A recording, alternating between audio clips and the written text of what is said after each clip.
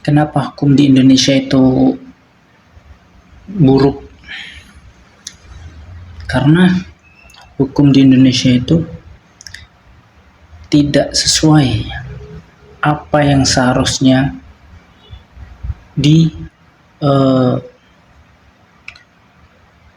dilakukan. Karena hukum di Indonesia itu dikuasai oleh mereka yang berkuasa, mereka yang memiliki jabatan, mereka yang memiliki pangkat. Yang menikmati hukum di Indonesia itu hanya segelintir orang saja. Padahal katanya negara kita adalah negara hukum, tapi nyatanya tidak sesuai dengan apa yang dikatakan, yaitu negara kita ini adalah negara hukum. Tapi nyatanya hukum kita cukup jelek. Contoh kecilnya nih. Ada orang kehilangan motor misal. Nah, mereka yang melapor ke polisi itu tidak ditindaklanjuti, itu tidak diselidiki, itu tidak diinvestigasi. Karena apa? Ya, itu tadi. Kalau nggak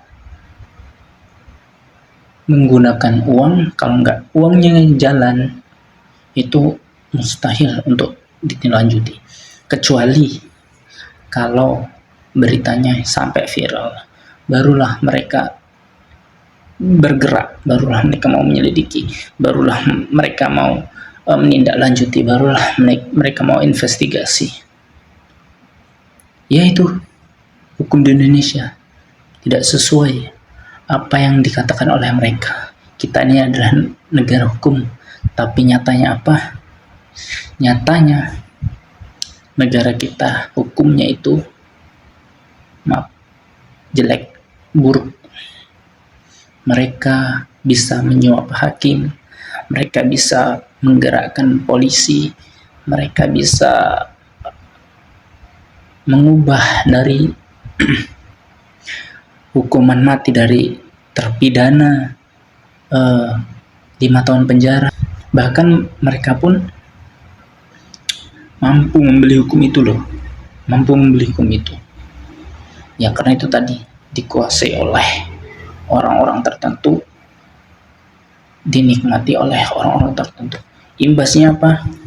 Imbasnya rakyat yang kena, rakyat kecil, masyarakat bawah yang terkena dampaknya.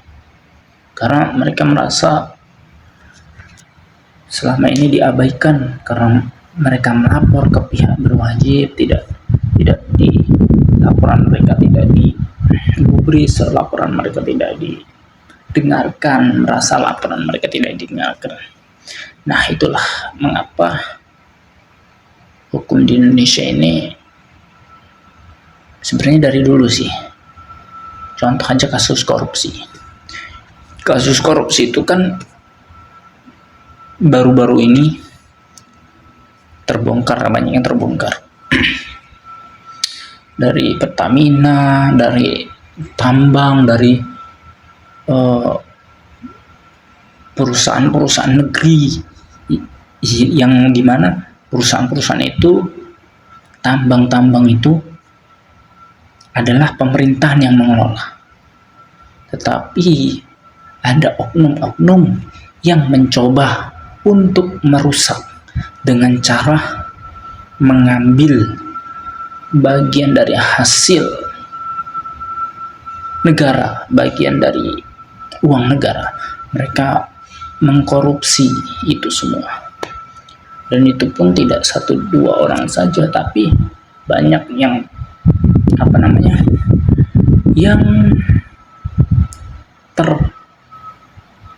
yang terbawa, yang ikut dalam kasus tersebut.